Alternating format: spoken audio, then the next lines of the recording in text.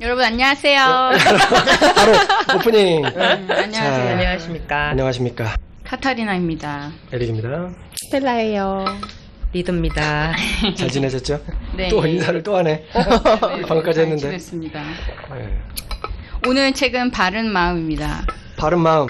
바른 마음. 아직도 익숙하지 않은 그 이름 조너선.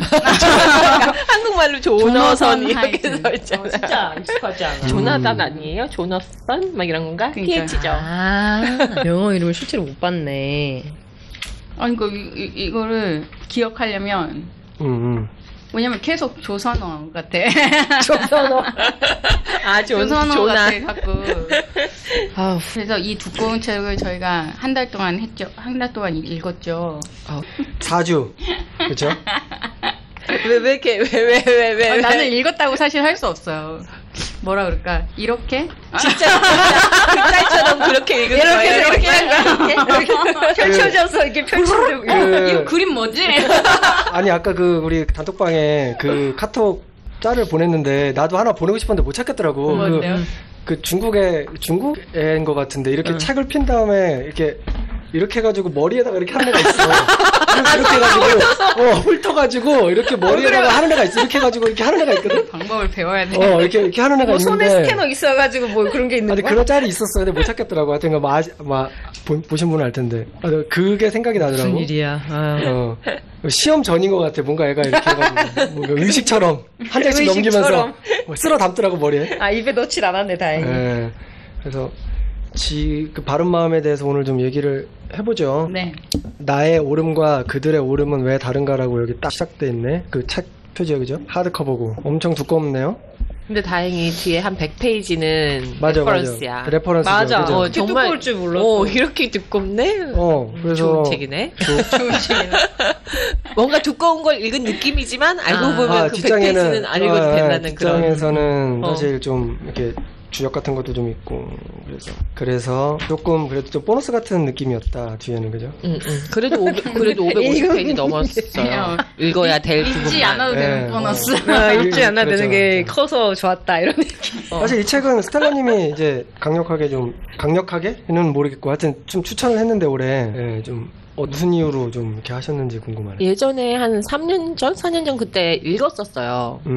이제 혼자 읽었는데 되게 좋았었거든요. 그러니까 되게 기억에 남고 이거는 다른 사람들의 의견도 되게 궁금하고 왜냐면 정치랑 종교 얘기도 나오잖아요. 근데 우리가 정치랑 종교 얘기를 좀 종종 했었잖아요. 그래서 이 책을 읽기 전에 대화한 건가 이 책을 읽고 난 후에 이 그룹에서 같이 대화를 하면 좀 달라져 있지 않을까? 이런 생각을 좀 했었어요.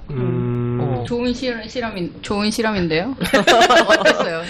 아니, AI야? 아직 얘기를 안 했잖아. 이제 얘기를 들어봐야 알죠. 여러분들의 생각이 바뀌었는지 안 바뀌었는지. GPT도 중간에 내가 잠깐 놓치면 이렇게 대답하거든요. 가끔 음성으로 가끔 대화할 때가 있는데 내가 잠깐 놓치면 바로 이렇게 대답을 하면 너무 길게 대답을 해버려가지고 다시 못해. 그럴 때가 있어요. 네, 그래서 선택했어요. 그래서 이번 기회에 다시 읽었죠. 다시 읽었는데 첫 번째 읽은 게 생각이 잘 안 나더라고요. 네, 맞아요. 그럴 것 같아요. 내용이 너무 많아. 그러니까 3권의 책을 한 권에 담아놓은 그런 느낌이에요. 좋았습니다. 어떻게 다들 책을 어떻게? 끝까지 읽으셨나요? 어떻게? 뭘 드셨어? 읽으셨어요? 어떻게? 이게 그러니까 오늘 끝내신 것 같은데. 오늘 맞춰서. 아니요. 내년에 끝낼 예정이고요. 아니, 2시 반 일찍 오라 그래서 나는 책을 다 읽었으니까 이제 편안한 마음으로 수다를 좀 이리 떨고 있을까라고 생각했죠. 그랬어요? 그렇게 생각했죠. 나도. 왜냐면 책을 안 읽었으면 아니, 그래. 요즘은 안 막바지까지 읽었어도 마음이 편합니다. 좋아. 약간 좀 내려놨구나 생각했네요. 그런 거구나. 굳이 2시 반이나 3시 반이나. 맞아. 1시간에 무슨 차이가 있겠냐. 그런 이제 내려놓음. 맞아요. 좋아. 맞아요. 맨 처음에 이거 시작할 때는 도덕에 관한 얘기를 하는 거구나. 그래서 사실은 모든 책을 읽을 때 나의 마음가짐과 똑같이 공격을 하고자. 아주 좋은 자세. 저자를? 너 한번 나를 방어해봐라.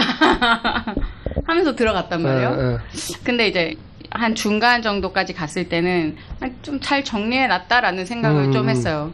그리고 이런 식으로 사람들이 공부를 하고 거기에 연구를 하고 이렇게 나아가는구나라는 생각을 했어요. 어떤 한 사람이 이론을 정립하면은 그거에 약간 반대되는 의견을 제시하고 그거를 실험을 하고 연구를 해서 다른 의견을 또 제시하고 이런 것들이 여기에 보이는 것 같아가지고 좋았어요. 거기에서 또 나도 어떤 사람이 무슨 얘기, 뭐 휴미 무슨 얘기를 하면은 그거에 대한 반박이 나도 생기면 이 사람도 비슷하게 반박거리를 비슷하게 일 수도 있고 아닐 수도 있고 한 어떤 반박거리를 얘기를 해서 그거에 대한 자료를 찾고 연구를 해서 다음 그 어떤 의견을 제시하고 막 이런 것들이 이런 식으로 해서 어떠한 그런 것들이 정립이 되는구나라는 생각을 해서 좋았습니다. 좋으셨구나. 좋으셨구나. 갑자기 맡겼어. 우리 전부 다 AI식의 리액션을 장착하고 있네 다들. 그리고 다들 머릿속에 자기 할 말을 지금 생각하고 있는 것 같아요. 그리고 난 다 쏟아내고 이제 말겠습니다.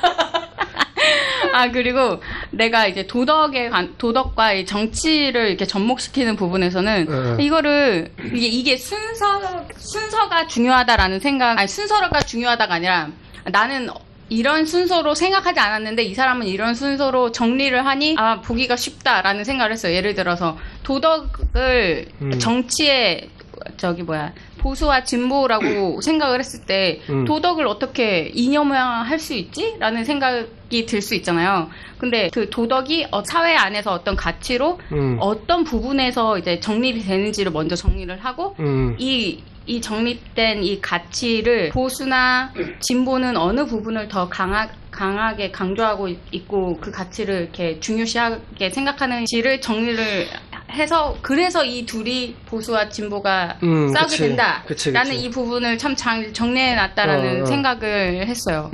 전에는 이 도덕을 정리하는 이 가치들이 어떻게 그 정치적인 이거와 접목이 되지? 라는 어떻게 이념 안에 도덕을 어떻게 얘기할 수가 있지? 맞고 틀린 걸 어떻게 얘기할 수 있지? 라는 막연한 그런 질문이 좀 있었던 것 같은데 그런 식으로 생각하니까 이렇게 할 수 있구나라는 생각을 했었던 것 같아요. 앞에 목록이 있는데 바로 정치로 훅 뛰어가고 넘어간다고. 그 뒤에 그 앞부분은 사실은 살짝 동의가 안 되는 부분도 있었고, 뭐 예를 들어서 애들 발달 과정에서 도덕을 어떻게 애들은 도덕을 어떻게 뭐라 그래요? 단어가 없어. 뭐 교육? 아니면 가르치냐고? 습득? 그럼 맨 처음에 그런 거 나오잖아요. 도덕은 선천적인가 후천적인가 뭐 이런 얘기 하면서 나오죠. 막 애들한테 물어보잖아요. 어떤 거를 물어봤는데 대답이 뭐 이렇더라 뭐 이렇게 얘기하면 뭐 대답이 도덕적인 게 많이 없더라 뭐 이렇게 얘기를 하면 저는 어떻게 생각이 들었냐면 그거는 그 아이가 벌써 생존을 위해서 그만큼 자랐을 때 만약에 3살이면 3살, 4살이면 4살 그 자랐을 때 그 본인한테 생존에 유리한 어떤 게 본인한테 있을 거라는 생각을 했어요. 그래서 예를 들어 실험자가 그 애한테 이거는 도덕적인 것 같아? 이게 맞는 것 같아? 뭐 이렇게 물어봤을 때 그 사람의 눈치를 볼 수도 있고 그러니까 저는 이제 그런 실험에 오류가 있을 수도 있지 않을까라는 생각에 원하는 쪽으로 했다. 그 앞에 부분에는 그런 게 오류가 좀 있지 않을까? 근데 제가 그거는 이제 본론으로 만약에 들어가서 얘기를 하기 앞서서 이제 그 부분에 대해서 얘기를 하면 그 실험은 약간의 오류가 아니라 포인트가 조금 핀트가 나갔어요. 왜냐면 원래 제가 그 예전에 그 휴먼카인드인가 그러니까 어디서 봤던 거기서 그거를 조금 실험이 좀 틀렸다라고 얘기하는 부분이 있는데 말하고자 하는 게 좀 다르다. 그렇게 좀 설명할 수 있는데, 그러니까 장난감을 갖고 2개를 갖고 노는데 한 장난감이 이 다른 애를 막 괴롭혀. 그러면 이제 그 애들이 어떤 거를 짚냐는 거야. 그러니까 나쁜 짓을 하는 애들을 싫어하고 착한 일을 하는 애들을 갖고 논다는 거잖아요. 근데 원래 그래가지고 이제 애들이 도덕성을 판단한다, 착한 사람을 더 따른다, 선천적으로 그런 얘기를 하는데, 근데 그게 원래 실험에서 하나의 더 포인트가 뭐가 있냐면, 이제 어떤 사람을 바꿔, 실험사를 바꿔서 그 사람이 그러니까 이 사람이 막 이렇게 나쁜 짓을 해요. 그 사람이 갖고 있어. 나쁜 짓을 한 걸 갖고 있고. 하여튼 그래서 실험자를 바꿔서 하는데 애들은 그 나쁜 짓을 하건 착한 짓을 하건 간에 그 행위자를 먼저 판단하는 거예요. 그 사람에게 호감을 먼저 가지면 그 사람이 나쁜 짓을 해도 장난감을 가져가. 그러니까 사실은 직관이 우선이다라는 거는 일맥상통한데 조금 다르죠. 그러니까 도덕적인 거를 선천적으로 판단하는 게 아니라 호감이 결정적으로 일어나야 나고 나서 그 사람의 행위는 사실 그렇게 상관이 없는 거야. 그래서 그게 사실 정치적인 그런 호감도랑 연결이 되거든요. 네, 그거를 설명하려고 그 실험이 사실 나와. 그래서 도덕적으로 뭐 선천적이다 이런 거는 사실 그 실험에서는 좀 맞지 않아요. 그 실험을 말하고자 하는 거는 그러니까 직관, 호감. 그 머릿속에서 일어나는 그 사람에게 가지고 있는 호감이 거의 1초도 안 돼서 일어나는데 그게 그 사람을 그냥 결정져 버리는 거야. 뭘 하던. 그러니까 그거라고 그렇게 하면 애들이건 어른이건 사실은 그 스위치가 있는 거예요 머릿속에. 호감 똑같은. 호감을 먼저 그래서 이제 그 뇌과학자들이 그걸 알아내고 나서 그 다음부터 이제 이런 정치인들의 슬로건을 TV에서 나왔을 때 스피치 같은 걸 할 때 그런 걸 많이 신경 썼대. 이런 이제 단어, 그다음에 뭐 이런 제스처 이런 것들. 그래서 사람들한테 호감을 일으키게 하는 걸 먼저 하고, 그치. 사실 메시지는 좀 뒤로 가는 거죠. 그럼 뭐 별 색깔, 뭐 옷 색깔, 머리 스타일 이런 거 신경 썼다면서요. 중요하지. 그래서 메시지는 사실 중요하지 않다. 사람들이 어차피 성향을 내는 건 그렇죠. 이제 이미지다. 그런 거였죠. 그 실험 보면서 저도 또 생각했어요. 아, 이거는 좀 나온 지가 좀 오랜 책인가? 좀 오래됐는데 중간에 좀 뭔가 사람들이 좀 바꾼 것 같기도 하고. 맞아. 그런 게 있었어요. 리더님은 어떠셨어요? 저는 약간 그 각 분야들이 나오잖아요. 아까 카트라니 말씀하신 정치, 종교, 그다음에 그 인간의 진화 과정, 뭐 이런 문화, 이런 것들에 깔린 도덕적 심성이 어떻게 연결되어 있고 형성이 되고 정립이 되고 그리고 그 어떻게 적용이 되는지가 이 책에 대해서 여러 가지 연구를 통해서 약간 증명되는 느낌이라고 해야 되나? 그런 느낌이 있었고, 근데 그 증명을 여러 가지 뇌과학자나 심리학자들의 연구를 토대로 자신의 가설과 이런 것들 논거를 내세워가지고 이렇게 도장 깨기 하듯이 증명해내는 느낌이었어요. 그래서 약간 심리학 책이라고 하기보다는 약간 논문 같다는 느낌을 많이 받았고, 근데 논문이라고 하기에는 일반인들이 좀 쉽게 읽었으면 좋겠다 하는 그런 목적이 느껴졌어요. 그래서 왜냐하면 조금 쉽게 풀었다라는 생각이 들었거든요. 그래서 약간 논문 해설집 정도가 될 것 같다라는 생각이 들더라고.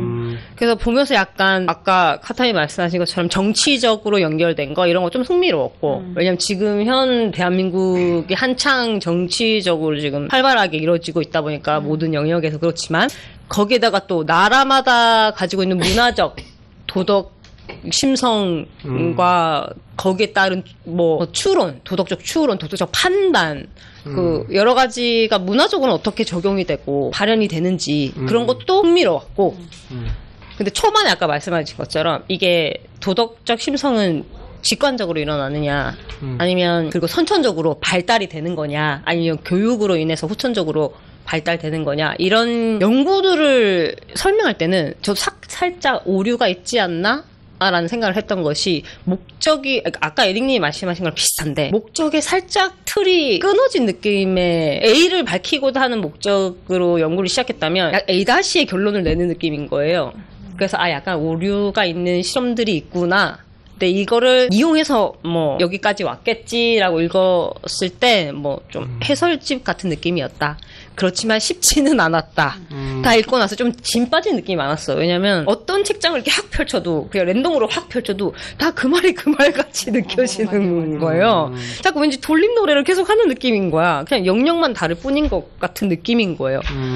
그렇지만 이렇게 정리를 한번 해주니까 이제는 다음엔 도덕 관련 책을 안 읽어도 될 것 같다. 이런 마음이 들었어요. 읽고 물론 막 정독하지 않았지만 약간 요만큼 배운 거 있었어. 내가 생각하고 있었던 것 중에 보수가 그런 식으로 생각을 느낄 수가 있겠구나라는 지점이 있긴 했어요. 그러니까 왜 이렇게 얘기하냐면 난 저 자신을 약간 돌아봐. 난 왜 이런 책에 재미를 못 느낄까? 왜 이렇게 잘 못 읽을까라는 생각을 했어. 왜 나는 소설만 좋아할까? 근데 확실히 나는 나도 그거를 느꼈다기보다 난 왠지 난 정확하게 알았어. 서사가 없고 주인공들이 없고 이벤트가 없으니까 너무 밋밋해. 책이 너무 흥미롭지 않아. 근데 원래 그런 책 좋아하셨잖아요. 그래서 나는 내가 그럴 거다고. 그렇지 않을까. 그렇게 느낄 수밖에 없지 않을까 이 책은. 그래서 카타리는 굉장히 힘들 것 같다. 그런 생각했지. 그러니까 약간 보수가 보수는 진보가 보수를 공격한다고 생각할 것 같아요. 네. 풀어서 설명을 해줘봐요. 이상입니다. 네. 그 정치적인 얘기를 좀 이어하자면은 사실은 이 책을 좀 보면서 그 진보적인 메시지가 뭔지는 알겠는데 좀 그러니까 진보적인 그러니까 진보적인 메시지를 내는 쪽의 얘기를 들어보면 뭔가 좀 빠져 있다는 생각을 항상 했거든. 저게 세상의 단가? 왜 다 보지 못하고 조금 일부만 주장을 하는 것 같다는 느낌이 막연하게 들었는데 그게 왠지 내가 이 책을 보면서 알았어요. 그래서 그 6가지의 도덕성을 6가지를 전체적으로 두잖아요. 거기서 이제 보면 이제 뒤에 얘기할 거지만 일부 자유와 그런 자유와 공평이나 평등이나 압제나 이런 부분에만 포커스를 맞추는 게 이제 진보의 가치고 나머지 4개 그러니까 6가지를 다 고루고루 하는 것이 보수적인 사람들의 도덕적인 가치관에 기반을 둔다라고 했을 때 그럴 수도 있겠다라는 생각이 드는 거예요. 그래서 좋았고 그런 이제 내가 막연하게만 느꼈던 것들이 그런 이제 좀 단어로 명확하게 표현을 해주니까 좀 명확해졌던 것 같아요. 약간 솔직히 저도 약간 비슷한 면인데 그러니까 진보와 보수의 시각이 어떻게 또렷하게 구분되는지 솔직히 잘 몰랐어요. 맞아. 그런데 내가 생각하는 보수의 시각이 있고 또 이때까지 듣고 본 진보의 시각이 있잖아요. 근데 생각했던 것보다 생각이 차이가 많이 나. 내가 글로 읽었을 때 진보는 가치를 두는 곳이 자유, 개인의 자유, 평등, 배려 이런 게 대부분이고 보수는 전체적으로 아우르는 느낌이긴 한데 근데 왜 진보만 좀 약해 보이나 이런 생각을 했거든요. 근데 책에서 좀 정리를 해주고 보수의 시각은 이렇기 때문에 이렇게 더 강렬하게 일어난다 라고 좀 해설을 해주니까 내 머릿속에도 좀 정리가 되는 기분인 거예요. 그래서 왜 그들이 그렇게 너무 열정적이게 보이는 그 모습조차도 좀 이해가 가긴 했어. 그게 옳다 그르다라는 건 아니고 왜 저렇게까지 하는지 알겠다. 이제 여기 보면은 그런 거 있잖아요. 실험 내용 중에 국기를 찢어버리는데 그게 왜 잘못됐냐고 설명을 할 때 아무런 피해를 받은 사람이 없잖아요. 근데 사람들은 다 어떻게든 뭔가 도덕적으로 잘못됐다고는 얘기는 하는데 뒤에 갖다 붙이잖아. 근데 그게 결국 여기 보면 이제 그 신성함의 도덕이잖아요. 신성함의 도덕은 그러니까 신성함의 도덕이라는 거를 딱 말해주는데 이런 거다라고 하니까 내가 몰랐던 그 미지 영역을 이렇게 단어로서 정해주니 그렇구나. 그렇지 신성함이지. 뭔가 우리는 이건 좀 아닌데? 라는 영역이 있잖아. 아닌 건 같은데 뭔가 설명하려면은 뭐가 잘못된 거야? 라고 물어보면, 야, 그거는 그래도 인간이 그러면 안 되지! 라고만 항상 얘기하는 부분이 있어요. 야, 인간이 어떻게 그럴 수가 있니? 말해서 내 몸을 내가 마음대로 팔고 하는 건 내 자유 아니야? 거기에 대해서 그러면 안 되지? 라고 하는데, 그래도 인간은 그러면 안 되지라는 그 영역이 있었는데, 이게 나는, 그래서, 내가 좀 보수적인 가치가 좀 있구나, 내 안에. 그런 것도 좀 여기 책에서 많이 느꼈던 것 같아요. 부분은, 너무 도덕이란 단어 안에 우겨 넣는 느낌이 있었어. 나도 그랬어요. 왜냐면, 정치든 문화든 종교든 이걸 도덕의 시각으로만 따지기에는 어려운 것이 거기에는 신념이라는 개념도 있고 책임감도 있고 기본적으로 인간이 가지고 있는 다른 심성들이 있어. 믿음도 있고. 근데 그거를 도덕의 시각으로만 우겨 넣기에는 좀 무리가 있지 않나? 이런 것도 사실 있었어요. 그래서 여기에 보면은 이제 이 도덕 심리학 쪽의 그 문제점이라고 그래야 되나? 거기서 그 사람들이 다 주장하잖아요. 자기의 도덕이 가장 진리인 것처럼 도덕의 한 가지 맛만 파는 테이스티 그 레스토랑으로 비유하잖아. 어떤 사람은 짠맛만 팔고 그런 레스토랑에 비유하는 것처럼 한 가지 도덕을 가지고 이 도덕이 맞아. 라고 하는 거지. 그래서 사람들은 다 각자 도덕 심리학자들은 그렇게 주장하니 이 사람이 볼 때는 그건 아니잖아요? 이거 다 각자의 다 도덕 그 이론이 있는 거잖아요. 그러면서 사람들은 거기서 맞게 거기서 이제 픽업해가지고 아 이게 맞아라고 하면 근데 이게 안 맞는 거지. 말 그대로 막 다 꾸겨 넣는 느낌이잖아. 이거 얘는 도덕 A, B, C 막 쭉 있는데. 그렇죠. 예, 이게 그게 아니라 사실 그래서 한 가지가 있는 게 아니라 우리가 어떠한 진리같이 있는 게 아니라 한 크게 6가지 기반으로 나눈 거잖아. 이 사람은. 그게 참 좋았어요. 이 책 자체에서 도덕은 그러니까 뭔가 하나에 우리가 지켜야 될 어떤 한 가지가 있는 게 아니라 사람들은 다 진화의 과정에서 여러 가지로 다 각자가 갖고 있는 도덕이 다른데 그게 사실 기반은 한 크게 6가지다.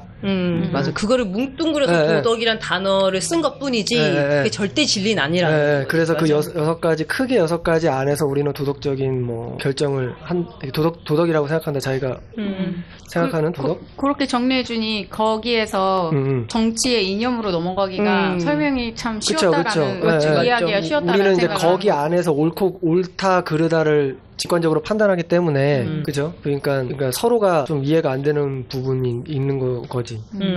초반에 나오는 연구 중에 그런 게 있잖아요. 그 피시험자들을 모아놓고 남매가 서로 그 근친상간을 하는 것과 그리고 두 번째는 바퀴벌레 이거 어떻게 설명해야 돼? 이거 정확하게 기억이 안 나네. 근데 살균 소독이 돼 있는 바퀴벌레를 씻은 물인데 절대 깨끗하고 마셔서 나한테 전혀 문제가 없고 아무런 그 병도 안 생기고 요거를 다 장담을 시켜놓고 둘 중에 뭐를 할 거냐, 그리고 뭐가 잘못됐고 뭐가 안 되는 거고 막 이런 실험을 하겠다고 했잖아요.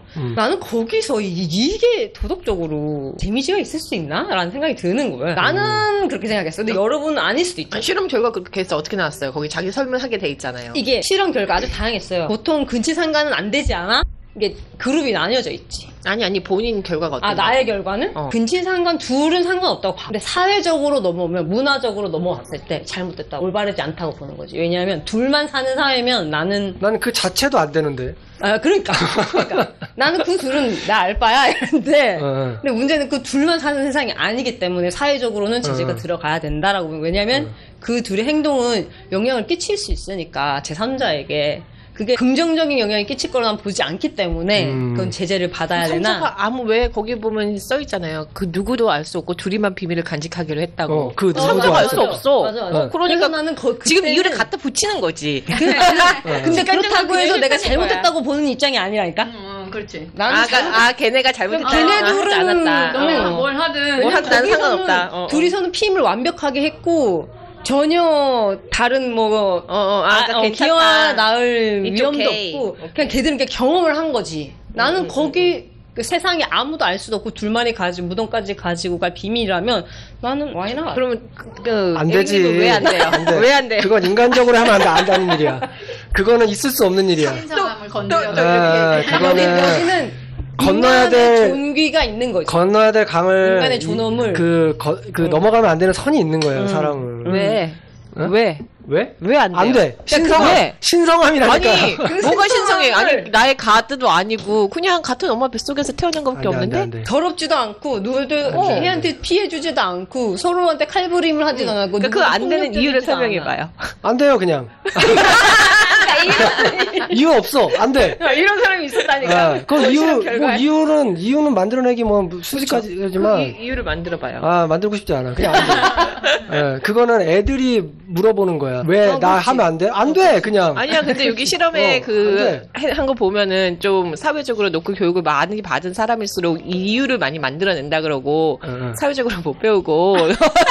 기억나요, 그 부분? 노동자 계급에서는 그냥 무조건 안 된다 그런다. 그래서 위얼드라 그러지? 거기에 다 5가지. 그 사람들이 다 그 개인의 그 피해에 더 뭐랄까, 도덕이 더 좁다 그러나?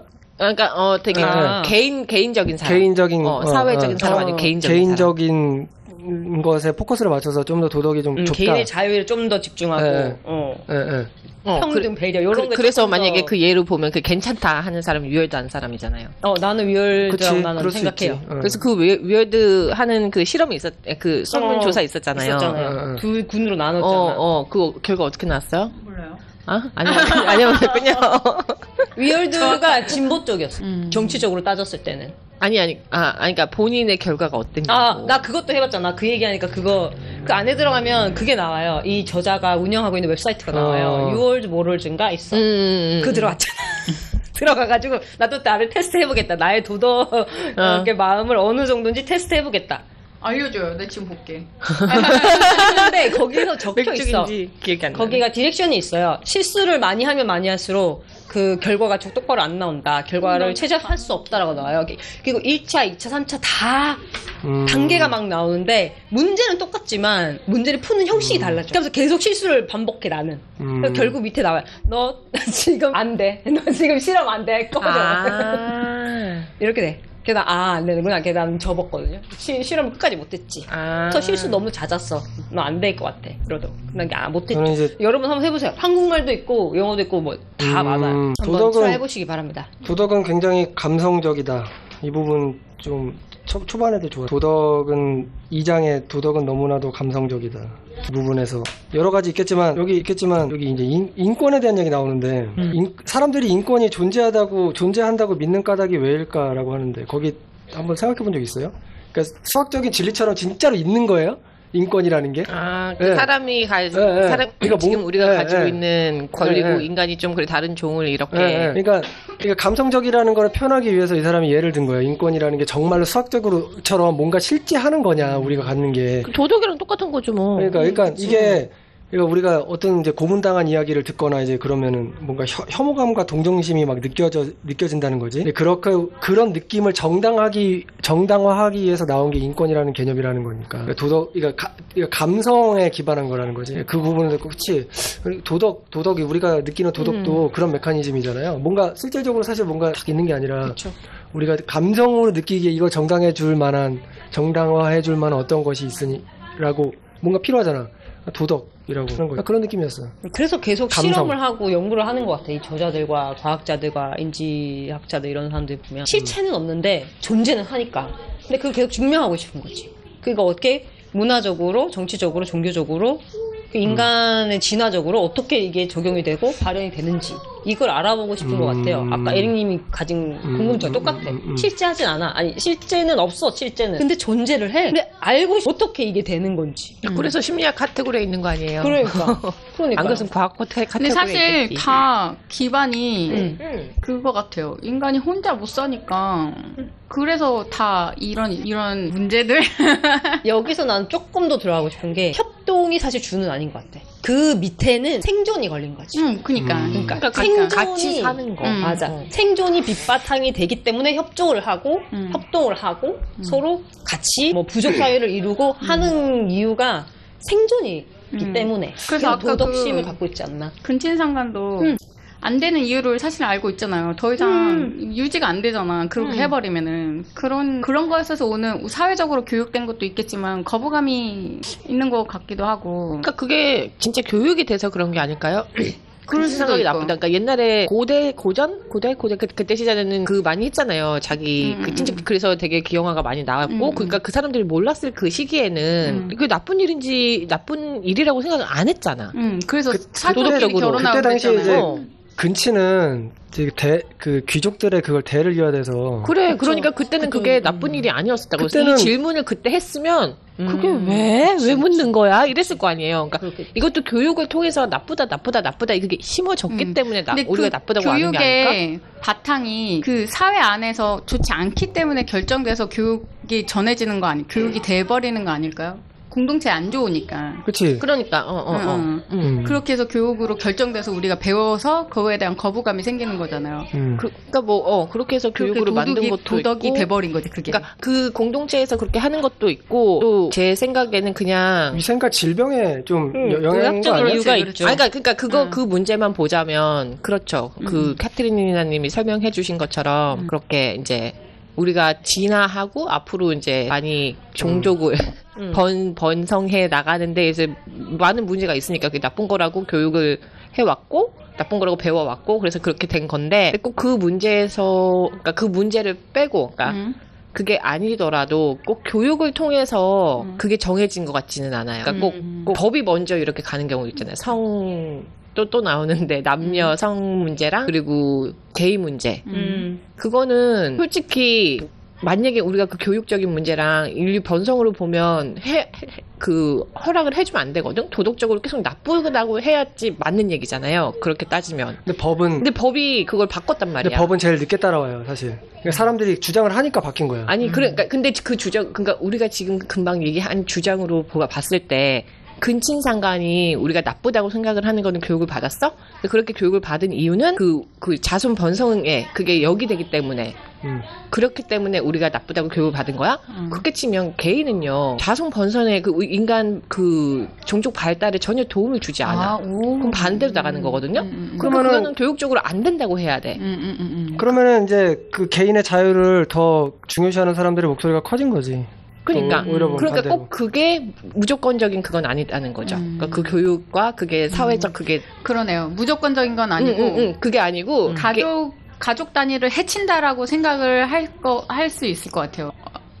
뭐 여러 가지 설명이 가능한 것 중에 하나가 가족 단위를 중요시 생각하잖아요. 보수 쪽에서는 우리도 그걸 안정적이게 느끼고. 그 안정된 걸 깨버리는 것 같은 느낌이 들어서 그런 거일 수도 있을 것 같아요. 그러니까 여러 가지 이유 중에 하나 갖다 붙이자면 질병이라고 보기에는 보다 공동체를 좀 파괴한다는 느낌이 더 강하겠네요. 맞아요. 네. 왜냐하면 그 질병의 문제도 사실 공동체를 파괴하는 거에 기반이 될 수 있으니까 그런 이제 동성 근친 그러니까 근친으로 인한 이제 자손 번성이 사실 질병이 기반이 아니라 질병 갖다 붙인 거고 그게 사실은 결과적으로는 공동체를 파괴하니 어떻게 보면 보수적인 목소리가 더 세서 그렇게 그러니까 했다가 그 시기에는 그러니까 그게 되게 중요한 것 같아요. 그 시기에 어떤 목소리가 크냐, 보수가 크냐, 진보가 크냐. 그래서 거기에 따라서 교육도 많이 따라갔다가 이제 또 시기가 돌아오면 또 다시 지금 트럼프가 또 다시 강력하게 얘기하고 있잖아요. 다시 패밀리 이렇게 보수적인 그 시선으로 그럼 또 그쪽으로 좀 갔다가 또 다시 내려오겠죠. 또 다 그러면은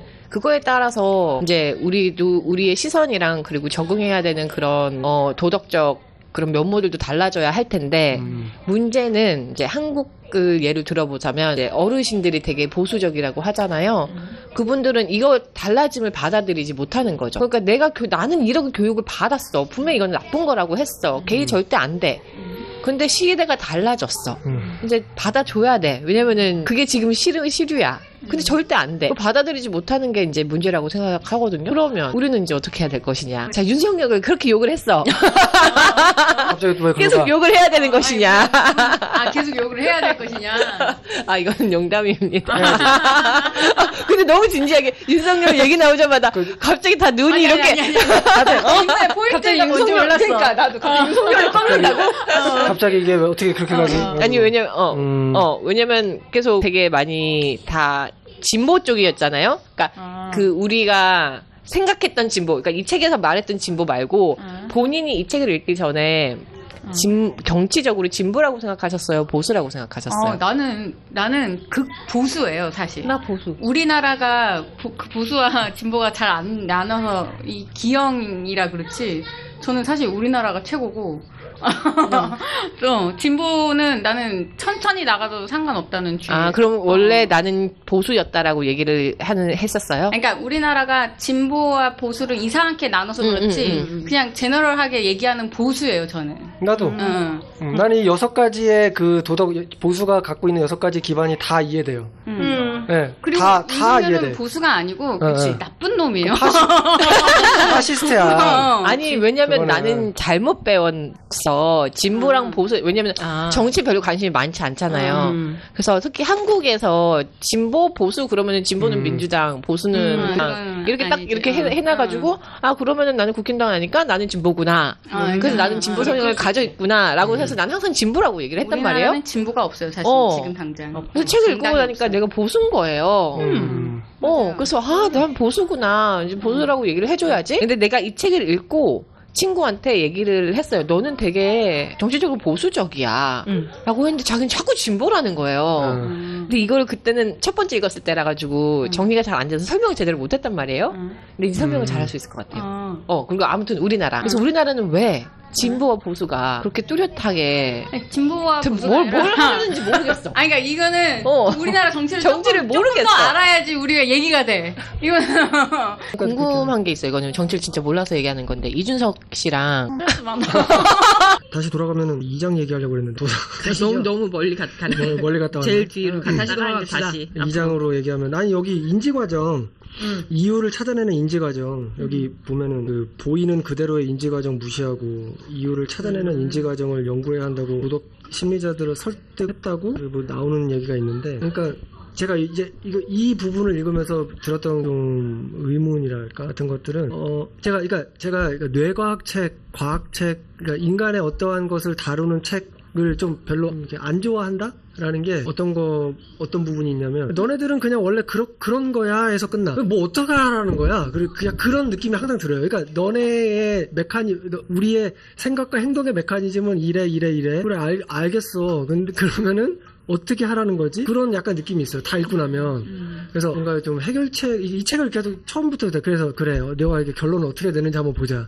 그래, 우리가 도덕적으로 살려면 뭔가 있다는 거야? 막 이런 생각을 하면서 읽는데, 여기서 보면 이제 뭐, 아까 뭐 이유를 찾아내는 인지 과정을 연구해야 된다. 뭐 이러면서 나오면서 뒤에 보면, 여기 보면은 이제 사회적 직관주의자 모델이 있어요. 여기 이제 어떤 사건이 있으면 A의 직관에서 판단, 추론해가지고, 그 추론이 다른 B의 직관으로 갔다가 서로 이제 상호작용하면서 이제 나의 판단이 막 바뀌는 걸 이제 그 표로 나온 부분이 있는데 여기에서 보면은 점선으로 된 부분이 있네. 6번 모델인데 여기 보면은 이게 이제 개인적인 성찰로 그러니까 추론이 개인적인 성찰에서 내 이제 다시 직관으로 돌아오는 과정이 있는데 여기 보면은 이것이 점선인 까닭은 이 과정이 그다지 자주 일어나지는 않는 것처럼 보이기 때문이다라고 나오거든요. 근데 나는 그래서 이걸 보면서 이게 오히려 그러면 개인적으로 해야 되는 부분 아니야? 라는 생각을 했어. 그러니까 직관이 내가 이유를 찾는 게 아니라 내가 그게 왜 맞는지에 대해서 자꾸 뭔가 이유를 찾는 것이 아니라 그리고 여기 보면은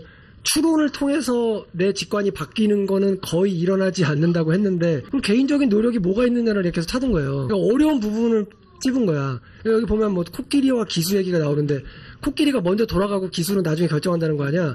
그러면 그게 인간의 원래 좀 당연한 로직이라면 우리는 좀 기수 쪽에 내 개인적으로는 코끼리가 돌아간 걸 인식하고 기수처럼 좀 생각을 하고 결정을 내려야 되는 게 맞는 거 아니야? 약간 이런 생각을 계속 하면서 읽었어. 내가 해야 될 게 뭐냐는 거지. 직관 알겠어. 그러니까 직관적으로 뭔가 딱 떠올리는 거는 어떻게 당연한데 그걸 알아차리고 그냥 뭔가 잘못된 그 내용이 약간 뒷부분 나와. 2, 3초만 나의 판단을 보류해도 그 답변이 달라지더라라는 실험 내용이 나오거든요. 그러니까 약간 3초 정도만 판단을 내리지 않는 거야. 어떤 게 딱 왔을 때. 그러면 이제 기수한테 생각할 시간을 주는 거지. 이제 그런 부분들이 그래서 이렇게 생각을 해보면서 도덕적인 판단을 내려야겠네? 라고 하면서 이 장을 내가 읽었던 것 같아.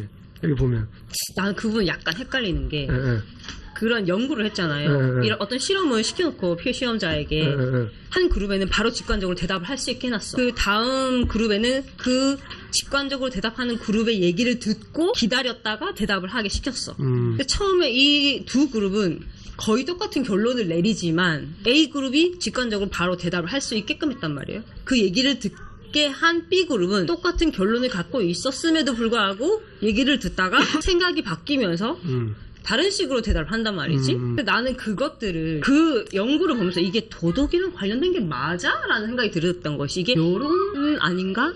여론 심리? 군중 심리? 이거랑도 연결시킬 수 있지 않나? 라는 생각이 드는 거예요. 감정이니까, 그러니까 직관, 감정이니까 그것도 연결이 되는 것 같아요. 그러니까 나 혼자 많이 다른 생각하고 있었어. 근데 나머지는 다 옳다라고 믿고 있고, 나 혼자 아니다라고 믿고 있는 상태인데, 다 이게 옳고 저게 옳고 이 얘기를 막 하고, 증거를 대고, 논의를 해. 그래서 옳지 않나라고 결론을 내린 마당에 나 혼자 아닌데 이러기가 쉽지 않다는 거지. 그 실험은 그 심리학 실험으로 한 거지 꼭 도덕에 맞춰서 한 건 아니잖아요. 그래서 그 심리학적으로 실험을 한 거를 이 사람이 끌어와가지고 자기 글에 쓴 거 아닌가요? 맞는데 대부분의 이 실험자, 그러니까 이 저자가 그 언급하고 있는 실험들은 전부 다 도덕에 관련된 도덕에 관련된 연구들이잖아요.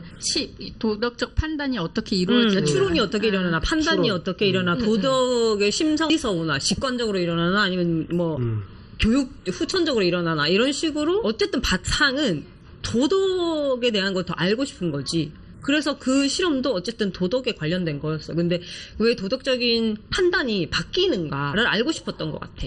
그런데 나는 그게 도덕적인 판단이라고 할 수 있나라고 나는 의문을 가진 것이 여론이 다 예스라고 하면 혼자 노를 할 수 있느냐 이거지. 이 사람들 생각이 바뀔 수 있다는 거지. 도덕적 이게 충돌 같아. 내가 생각하는 도덕적 충돌. 예를 들어서 소사이어티와 같이 해야 돼, 함께 해야 돼라는 그 마음과. 그러니까 이게 그거랑 그 실험이 얘기하는데 약간 기다리면 된다는 게 어떤 가끔 그럴 때 있잖아요. 뭔가 들었는데 화가 확 났다가 생각해보니까 뭔가 가치 판단이 좀 잘못된 것 같고. 그런 거 있죠. 생각해보면 어디에 소속돼 있느냐에 따라서 가치 판단을 그 사람 집단의 한 판단에 따라가잖아요. 그렇죠. 그러니까 그 조직의 판단에 따라가긴 하되 그 조직의 판단에 따라간다는 것이 내가 그 조직의 결론이나 뜻을 동의한다는 건 아니지. 그렇지만 따라간다는 거죠. 왜 조직적 문화가 있어요. 왜냐면 이제 아까 그 기수의 생각을 듣지 않기 때문에 그런 거예요. 그러니까 윤석열 같은 사람이 나온 거야. 또 간다, 또 저로 간다. 그렇지. 추미애가 분명히 그렇게 얘기했는데. 맞아. 진영 논리에 빠져가지고. 벌써. 이렇게 되는 거예요. 자기 기수의 목소리를 들어라. 맞아. 그러니까 종교가 잘 되는 거지. 그렇죠. 그리고 여기 보면은 3장에 보면은 살인자에게는 오로지 생각만 있다. 이 부분 그래서 이런 거는 제가 체크하는 거는 나중에 뭔가 써먹을 때 찾아보고 싶을 때 이렇게 많이 좀 마킹을 해놨는데. 우리 찾을 수 있으시겠어요? 네. 너무 많아가지고. 이거 다 있는데 색깔이 다른 이유가 있어. 이거 다 써서 그래.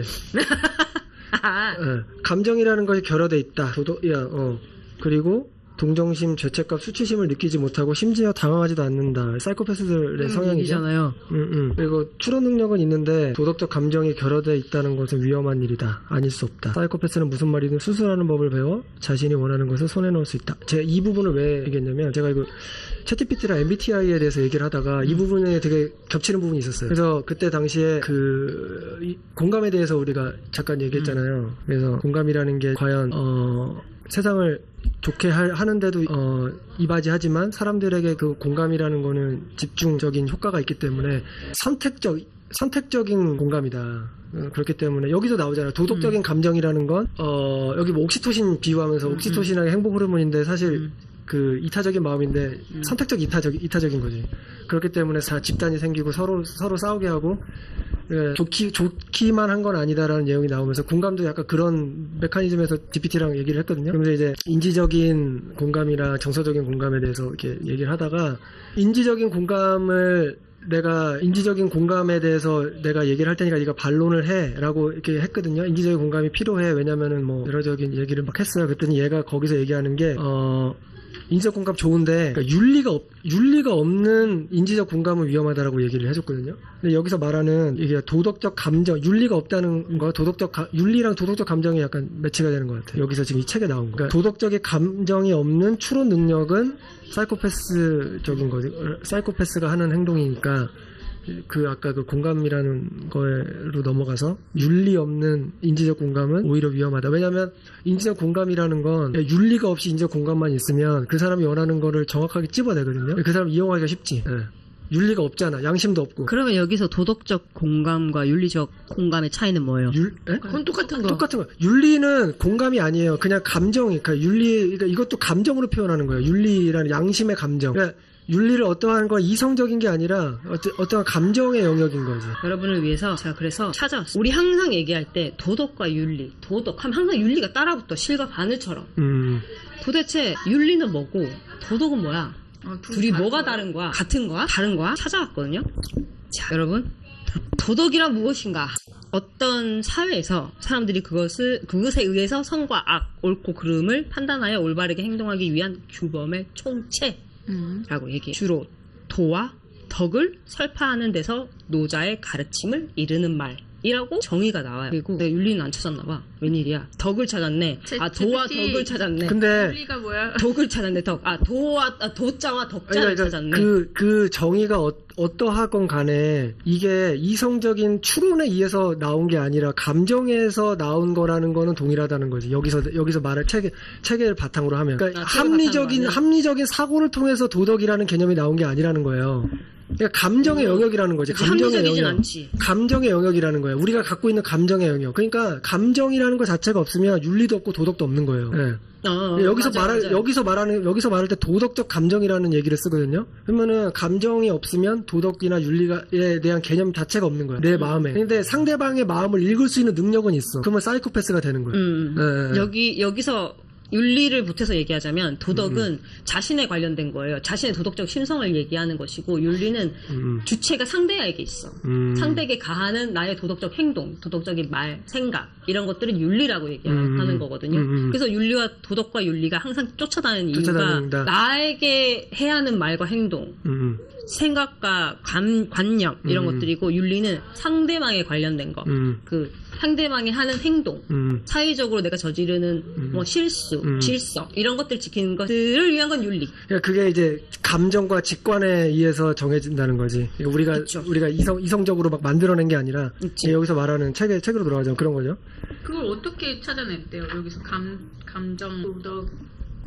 여기서 이 사람이 여기서 도덕적 감정이라는 말을 쓰거든. 아, 그거에 관한 어떤 실험 같은 거 있었어요? 아니요, 그런 건. 아니, 나 완전 동의하는데 감정에서 출발하는 거 하는데 실험 같은 게 지금 도덕적 감정에 대한 얘기하는 거예요? 거기 이제 도덕적 감정 얘기하고 거기서 이제 갓난아기도 착한 사람을 알아본다라고 이제 넘어가거든요. 그 실험이 아까 그 처음에 우리가 얘기했던 그 실험으로 넘어가요. 다음 장 바로 다음 페이지에. 근데 뭐 그러니까 이 사람은 계속해서 도덕은 직관적으로 일어난다라는 걸 계속 주장하려고 하는 거지. 예. 그래서 이제 여기 3장 끝에 보면 도덕 그 도덕적 직관을 뒤집으려면 이제 사람과의 상호작용을 통해서라고 얘기를 해요.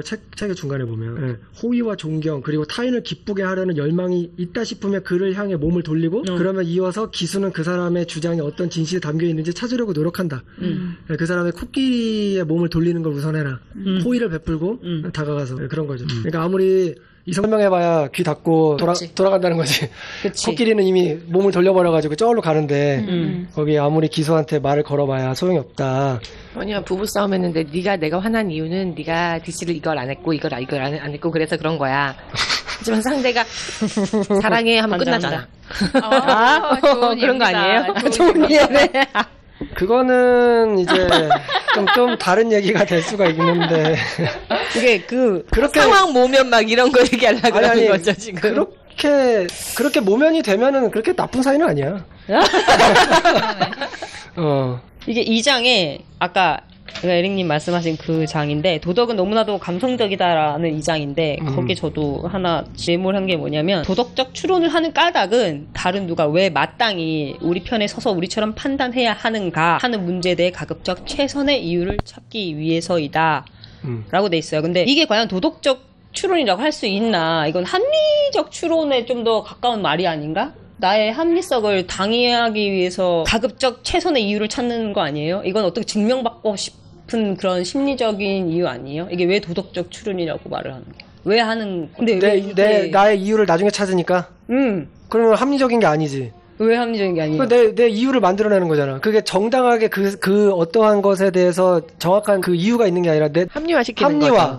합리화의 과정은 합리적인 사고가 아니지. 이거 어렵다. 여기서 오류가 일어나네. 합리화 과정은 합리적이지 않다. 그러면 여기 지금 제가 지금 합리화하는 거죠, 그냥. 네. 자기 합리화는 어떠한 식으로든 다 일어날 수 있잖아요. 맞아요. 그러면 그게 합리적이라고 할 수 있나? 그거를 내가 대중에게 얘기할 수 있나요? 근데 이거를 누군가에게? 왜 도덕적 추론이라고 말을 하는 거냐 이거. 그 도덕적 추론이 그런 식으로 일어나니까 변명하기, 그러니까 합리화를 하기 위한 과정처럼 도덕적 추론도 일어나니까.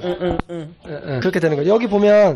거기에 보면은 여기 보면 이제 4장에 약간 이어지는 내용인데 여기서 이 사람이 탐구적 사고와 확증적 사고를 분류하는데 확증적 사고는 이제 여기 이거랑 비교하면 되겠네요. 여기 사람이 이제 탐구적 사고와 확증적 사고를 얘기하는데 확증적 사고는 우리가 특정 관점을 합리화하기 위해 기울이는 일방적인 노력이에요. 그럼 아까 부분에 대한 거랑 일치하죠? 근데 이제 탐구적 사고는 이제 대안이 될 수 있는 여러 관점을 공평하게 헤아려 보는 거예요. 그죠? 그러면은 이제 여기서 책임감이 탐구적 사고를 증가시키려면 다음 3가지 조건이 충족돼야 된다고 여기 나오는데 의사 결정자는 어떤 견해를 갖기 전에 그 견해를 나중에 자신이 청중에게 해명해야 한다는 사실을 알고 있어야 되고 의사 결정자는 청중이 어떤 견해를 가지고 있는지 몰라야 돼. 그리고 3번째로 의사 결정자가 보기에 청중은 많은 것을 알고 있고 또 성에도 관심이 많은 사람이어야 한 이 세 가지 조건이 돼야 탐구적 사고가 되는 거예요. 그 외에는 그냥 확증적 사고, 그러니까 나의 합리화하기야 사고에 불과한 거예요. 이준석이지. 네.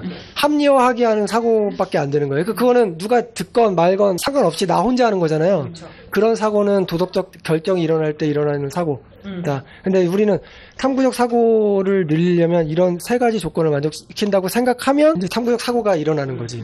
네, 어떤 사람에게 얘기를 해야 된다고 생각하고 몰라야 되고 많은 걸 알고 있는 사람 앞에서 내가 얘기한다면 뭔가 더 사고를 더 많이 하겠죠. 이것도 제가 개인적인 노력이 뭐가 있나라고 해서 찾다가 이게 나와가지고 이거 괜찮네 이래가지고 했거든요. 네. 그래서 그런 식으로 생각해 본 적 있으세요? 이 책을 읽고 나서? 저는 그거는 아니고 제가 사실 이제 이 책을 읽고 내렸던 이제 제 하나의 그거는 좀 이 책과 반대. 직관을 믿지 말자. 직관은 위험하다. 아, 진짜? 어렸을 때는 직관을, 난 참 직관적인 사람이야. 내 직관은 참 옳아라고 했는데, 아닌 부분이 맞는 것 같더라고. 그래서, 모든 영역에서 내 직관이 뛰어날 수가 없잖아요. 내가 어떤 직관이 뛰어난 부분이 있는지도 잘 모르겠고, 직관이 일단은 오류가 많다는 걸 일단 전제하고 한번 해보는 게 낫겠다. 그러니까 기다려보는 거지. 내 직관이 틀렸다라고 생각을 한번 해보자. 어차피 메커니즘인 건 당연히 일어나는데, 한번 그래도 멈춰볼까? 네, 그래서 그게 가능한가요? 하던가요? 가능할 때도 있고 가능할 때도 있어요. 있고 일단 보류 판단 보류 판단 그게 의사 결정이 되게 필요한 일에 대해서는 되는데 정말 그 순간순간 결정해야 되는 그런 상황이 있잖아요. 그럴 때는 그런 게 잘 안 되는 것 같던데. 그리고 그러니까 그 직관이 훨씬 맞는 것 같아요. 근데 그게 있잖아요. 네, 그렇죠. 영향을 훨씬 미치고 그거를 딜레이를 시킬 수가 없어. 생존 본능이니까. 뭔가 빠르게 해야 될 그런 거. 뭔가를 처리해야 되는 상황에서는 어쩔 수가 없어. 지금 순간순간도 그렇지. 내가 지금 말을 할까 안 할까. 그럼 말을 하지 말자. 이거를 다 생각하고 그냥 하는 건데 그냥 직관에 따라서 그냥 떠들자. 그렇게 그냥 내리고 하는 거잖아요. 아니 우리가 그래서 때 내가 옳고 그름을 가지고 판단을 해야 되는 경우들이 있잖아요. 그러니까 정말 사고가 필요한 것. 근데 그것은 이미 사고가 들어가야 되는 일인 거지. 직관을 이미 덜 써도 되는 일인 거에 부분에 대해서는 그럴 수 있다고 쳐요. 근데 그러니까 애들이랑 얘기할 때도 약간 그런 게 있는데 이제는 애가 얘기를 막 하니까 누가 이랬대 저랬대라고 얘기를 하면 근데 그게 약간 그 보류 기간을 정서적인 공감으로 약간 채우는 기술을 좀 배우고 있는 것 같아. 아, 그랬구나, 라면 생각하는 거야. 그래서 아까 계속 얘기하는데, 계속, 하는데, 전혀 듣고 있지 않은 것 같은 거야. 아니, 그거는 달라. 그건 달라. 내가 이거 봐야 되니까, 다음에 뭐 얘기해야 될지 하는데, 이게, 그러니까, 와, 걔 나빠라고 나빠, 와, 대단하다라고 얘기하기, 그러니까 어떤 사람을 평가하는 예를 들어서, 그럴 때, 그렇구나라고 할 때 한번 들어보고, 한번 생각을 해보는 거지. 이걸 어떻게 해야 되지? 이렇게 하는 거지. 이거 판단을 약간 보류하는 거지. 그런 거는 보류를, 그러니까 왜냐면 생각이 들어가야 되는 거니까. 그거는 보류할 수 있다고 치고, 이미 그게 되게 어려운 거라는 거는 니체가 얘기했잖아요. 초인이 되게 어렵거든. 이게 초인이 되라는 얘기 아니에요, 이거. 자기가 깨닫고. 직관을 굉장히 중요하게 생각하는 편이에요. 가끔 뭔가 쎄할 때 있잖아. 누군가를 만나는데 좀 쎄. 이거를 무시하는 그 몇 초가 큰 일을 만든다는 걸 너무 많이 겪었어, 경험상. 그래서 그 직관이 되게 중요하다고 생각해. 어떤 누군가를 만나든 뭐를 먹든 어디를 가든 뭔가 여기 아닌 것 같은데 지금 일어나야 될 것 같은데 이럴 때 바로 일어나. 이게 맞지. 아니 괜찮을 거야. 이미 나는 직관을 무시하고 그냥 나의 기수가 그냥 나를 끌고 가는 거지. 근데 그럴 때마다 항상 꼬여. 잘못돼요. 근데 그게 사실은 잘 풀릴 때도 있었는데 직관으로 해서 잘 풀리는 게 사실 대부분이었을 거예요. 맞아요. 그래서 근데 그건 기억이 안 나. 왜냐면 생존에 유리하려면 안 됐던 거를 기억 많이 하죠. 그 촉이 좋다는 게 나는 그거랑 비슷하다고 봐요. 그게 그러니까 그 위험 회피 능력이잖아. 뭔가 쎄한다는 느낌이 그러니까 뭔가 위험한 걸 봤을 때 피해야 되는 그런 그 생존 본능의 그 감각이잖아요. 뭐 사물, 인간, 먹을 거 다 포함이지. 그러니까 우리의 몸에 이게 남아 있는 거잖아요. 그걸 보면 MBTI도 직관형이랑 그 있잖아요. 직관형들은 뭔가 말로 표현할 수 없는 어떤 걸 느낀다라는 그런 게 있는 거잖아요. 있죠. 그러니까 그런 게 발달한 거죠. 그렇죠. 본능적으로 그러니까 진화의 과정인 것 같아. 하나의. 그렇죠. 그치. 직관을 느꼈을 때 한번 생각해 보는 거죠. 이런 거지. 뭔가 쎄한 느낌이 왔어. 남편 폰을 열어야 되나 말아야 되나. 본능이면 열었겠지. 직감이라면. 하지만 이걸 누르는 거죠. 이건 판도라의 상자다. 열면 안 된다. 그런 식으로 참는 거지. 직관적으로 그걸 말하는 거 맞나요? 직관을 눈치채기가 힘들지 않아요? 아니 눈치채기 되게 느낌이 딱 오지 않아요? 그러니까 그거는 이유 아니야? 그치. 지나고 나서 아니에요? 그 직관은 찰나지 않아요? 느낌이 이렇게 딱 집에 들어오는 순간부터 이렇게 직관이 얘는 오늘 내가 얘를 얘기할 때는 몸을 살아야 되겠구나 이런 게 뭐 이렇게 탁탁 들어오거나 아니면 내가 아까 말했던 것처럼 저 커피숍을 가서 딱 앉았는데 잠깐만 느낌 안 좋아. 여기서는 커피를 안 마셔. 맨날 커피를 마시는 사람인데 오늘 커피를 마시지 말아야 되겠다는 생각이 싹 스칠 때가 있거든요. 그럼 나중에 생각해보면 뭐 우유 내가 상했다던가 아니면 그냥 커피가 안 좋다 그런 이유가 있었을 거야. 근데 그걸 모르는 상황에서 그냥 싹 스칠 수가 있거든. 스친 경우가 많거든요. 싸하다는 느낌. 그러니까 그게 지나고 나서 생각이 들지 않냐고. 그러니까 그 판단이. 그러니까 내가 이렇게 판단을 했구나 이렇게. 그 상황에는 그냥 느낌에 따르는 거죠. 그러니까 코끼리를 그냥 따르는 거지. 그치. 거의 반반인 것 같아요. 반은 실패하고 반은 직관대로 하는 거지. 직관이 싸하다는 느낌이 탁 드는 찰나도 기수가 아니야 이렇게 끌고 가는 게 있고 싸한 느낌이 탁 드는 그 순간 코끼리가 바로 몸을 틀면 기수가 휘어 같이 딸려가고 이런 상황이 반반인 것 같아요. 실패할 때도 있고 괜찮을 때도 있고 그런 거죠. 그래서 실패할 때를 더 기억을 많이 하는 거지. 생존에 유리하니까. 생존에 유리하니까. 직관이 아닌 대로 생각해서 바뀌는 경우 되게 많잖아요. 우리 처음 만나서 생각해봐요. 다 서로를 호감으로 봤나요? 이거 이미 억양에 깔려있어. 아니지 않나요? 모두가 호감으로 첫인상이 너무 좋았나요? 네. 간다. 하지만 지금은 너무 좋잖아요? 기억이 잘 안 나네요. 정치인식으로 간다고. 기억이 나지 않습니다. 저기 청와대 가셔야 되겠네요. 기억이 나지 않아요. 이런 걸 이제 책에서 얘기해요.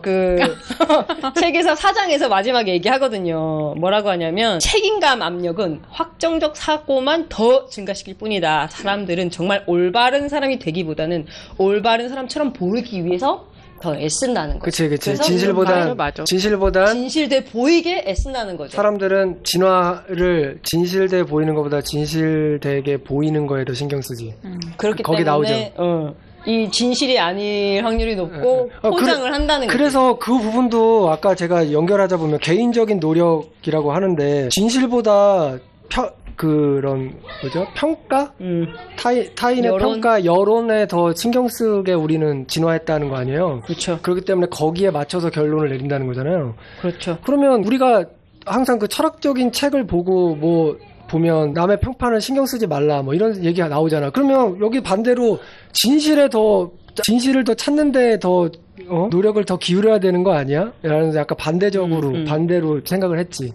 다 철학자는 다 그렇게 얘기하던데. 그래서 철학자인 거고. 그러니까 인간들은 대다수가 그렇지만 우리는 반대로 가야 된다는 거 아니야. 초인. 철학자들의 대부분의 그런 말은 좀 특별해지고 싶다는 거 좀 살려면 제대로 살려면 남의 평판에 너무 신경 쓰지 말고 너의 길을 가라. 진실을 찾아라. 그런 거 아니에요? 근데 그렇게 치면 철학자는 너무 위어드한 그런 거 아닌가요? 이 책에 따르자면 그래서 그 사회 구성원으로 해서 이렇게 도덕적으로 살아가기에 되게 핀트가 나쁜 사람이 아니에요? 그거 보니까 자본론 거기 나오잖아. 자본론 지은 사람도 약간 그 사회적인 부적응자고.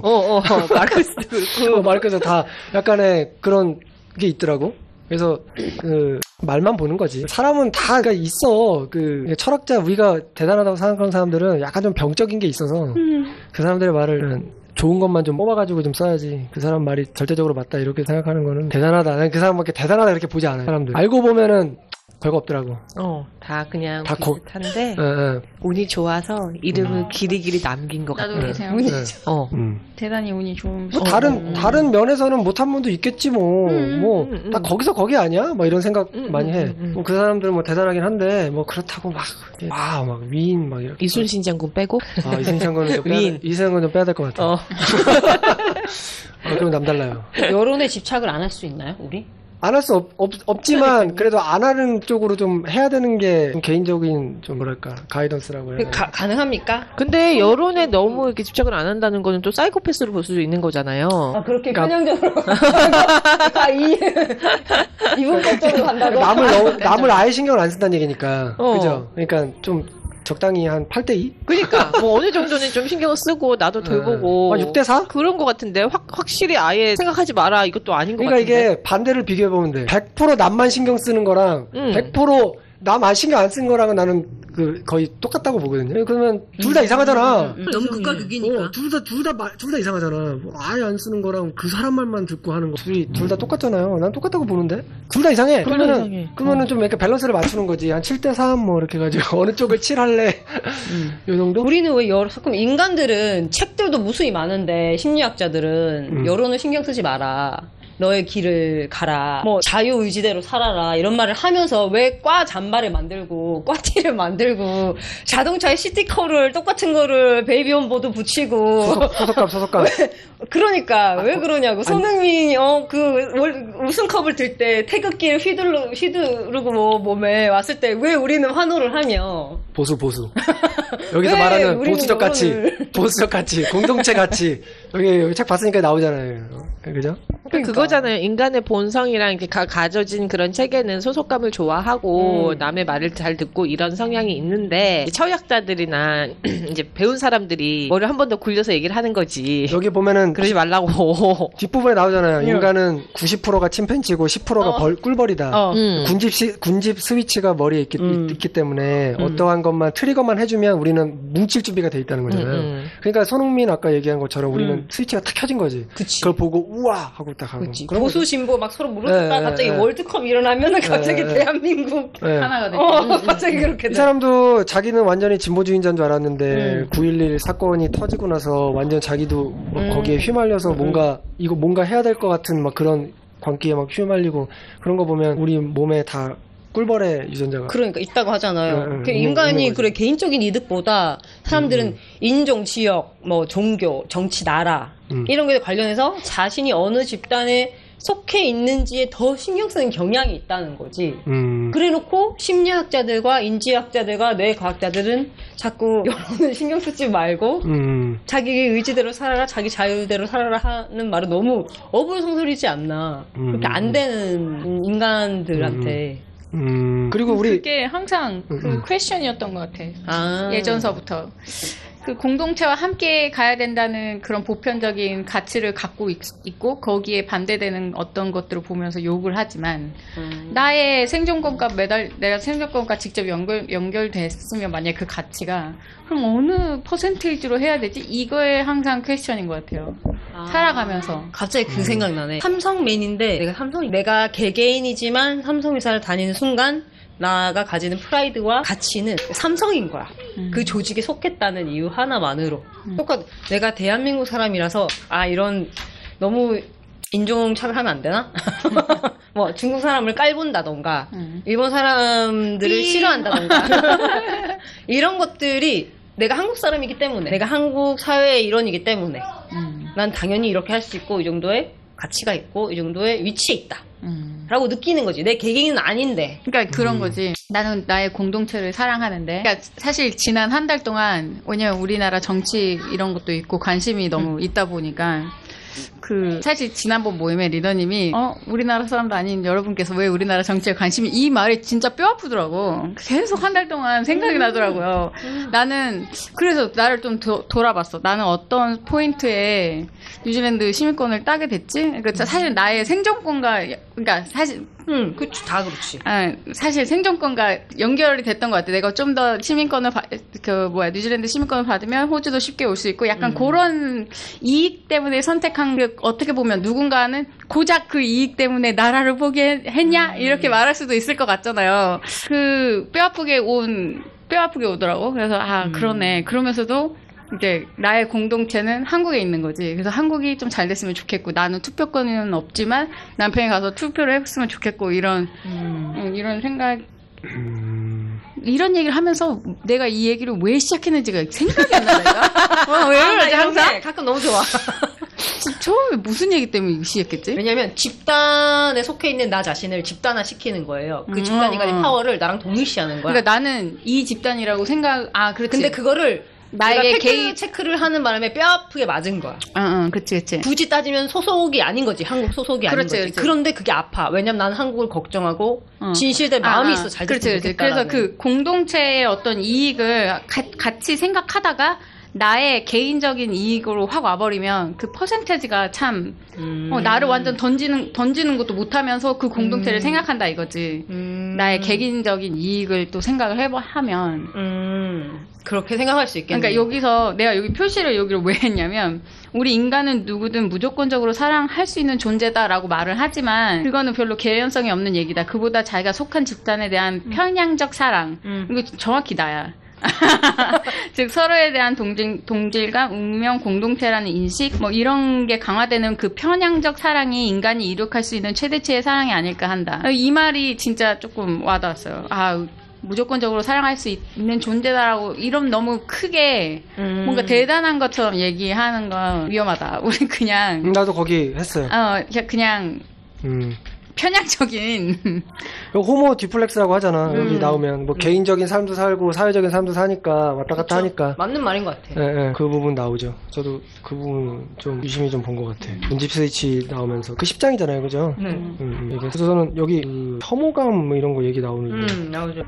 고귀함. 그러니까 진보와 보수가 생각하는 그 고귀함에 대해서도 여기 달라. 생명의 고귀함은 그러니까 미국의 고귀함이라고 하면은 이제 미국의 보수주의자는 이제 생명의 고귀함이나 결혼의 고귀함을 떠올리고 이제 진보는 진보적인 가치를 갖고 있는 사람들은 이제 개개인의 이제 의식적 경험에 그 고귀함을 맞추니까 몸에 대한 그 관념도 틀린 거야. 행동 자체가 그러니까 서로 다른 거지. 같은 고귀함을 생각하는데도 달라. 그러니까 이제 낙태나 이런 게 갈리는 거야. 이제 그런 그렇지, 마약 합법화나 그렇지, 약 그렇지. 이런 것 또한 같은 고귀함을 두고 싸우는데 그렇지. 틀린 거야. 그런 것도 틀린 거죠. 그래서 저는 이 혐오감이라는 단어 아이고야, 오랜만이다. 가져와. 다 가져가. 우선 이렇게 쉼표가 온 김에 제가 윤리를 찾았네요. 윤리에 세 가지 모습이 있어요. 자율성 윤리가 우선 무엇인가? 이거는 5장에 있는 내용을 제가 적은 건가 봐요. 네. 자율성의 윤리, 공동체 윤리, 신성함의 윤리. 이걸 슈웨더라는 이제 맞아요. 그 학자가 얘기한 건데 각 윤리는 개개인이 무엇을 진정 중요한 것으로 여기고 있느냐에 따라 내용이 달라진 거. 아까 말한 거 똑같아. 기준이 다르니까 그 윤리가 다른 거야. 그러니까 첫 번째 자율성의 윤리는 개인주의적 사회에서 지배적으로 나타나는 윤리라고 말해요. 이거를 뭐 욕구, 필요, 애호를 지닌 사람들이 모인 사회에서는 인권, 자유, 정의 같은 도덕적 개념이 발달한다는 거예요. 그런 윤리가 개인적으로 너무 지나치고 자기에 맞춰져 있다는 느낌이 있다는 거예요. 그게 인도에서 느낀 거래. 이 저자가. 그렇지. 그 두 번째 공동체 윤리는 가족이란 뭐 가족, 팀, 군대, 회사, 부족, 나라 등 자신보다 더 큰 실체의 구성원이라는 점. 저마다 자신에게 할당된 역할을 수행해야 할 의무가 있다. 이런 걸 느끼는 게 공동체 윤리라는 거지. 어떤 공동체에 기여하고 이바지해야 되는 의무가 있다고 느끼면 그거는 공동체 윤리라는 거예요. 그 세 번째는 신성함의 윤리인데 그때 말한 신성함이 여기서도 나와요. 그러니까 통속적인 서구 사회처럼 개인의 자유를 중시하는 것이 방탕이자 향락, 나아가 인간의 저급한 본능에 대한 칭송이라고 얘기해요. 그렇기 때문에 보수나 종교계 쪽에서는 이런 신성함의 윤리를 굉장히 중요시하게 보는 것이 아닌가라고 생각해요. 그 종교가 이런 신성함의 윤리를 힘입어서 아까 말씀하신 스텔라님 말씀하신 뭐 성소수자나 뭐 낙태에 관련된 거라든가 그리고 뭐 근친상간이라든지 이런 부분을 조금 더 파워 있게 컨트롤할 수 있지 않나. 이것이 신성함의 윤리를 의미 없고 그러니까 종교가 가진 힘이다. 그러니까 그런 거가 이제 보수의 가치 큰 맥락 중에 하나지. 큰 맥락 중에 하나고 지켜야 되는 큰 가치라고 맞아요. 여기면 맞아요. 보수 쪽에서는 소수와 함께 가야 되니까 뭐냐면 여기서 그치. 나오면 무슨 뭐라 그래 배려의 왕이라 그랬나? 뭐 진보자들은 배려하는 사람들이다 뭐 이러면서 소수랑 같이 가려고 하잖아요. 그러니까 내가 이 책을 훑을 때 좋아. 나 그거 좋은 것 같아. 훑을 때. 좋아. 느꼈던 게 보수 쪽에서 우리가 지켜야 되는 가치 있는데 진보 쪽에서 자꾸 이쪽 소수 희생당하는 소수를 지키려고 왜 계속 그렇게 하냐 좀 다르게 가자라고 계속 얘기하면 약간 공격받는 느낌이 들 것 같아. 그치. 자기의 가치를 깨부시려고 하려고 하는 것처럼 느껴질 것 같아요. 그러니까 되게 공포스럽고, 그러니까 더 뭉칠 수 있고, 막 그럴 것 같아요. 공격이라고 느끼니까. 공격이라고 느낄 것 같아. 그렇죠. 그래서 내가 우리나라의 그 말도 안 되는 그 분들이 그렇게 느끼나? 라는 생각을 요만큼 했어요. 그래서 내가 말한 게 이 책을 읽고 보수라고 칭하는 그 극우들이 왜 그렇게 행동하고 생각하는지 알 것 같다.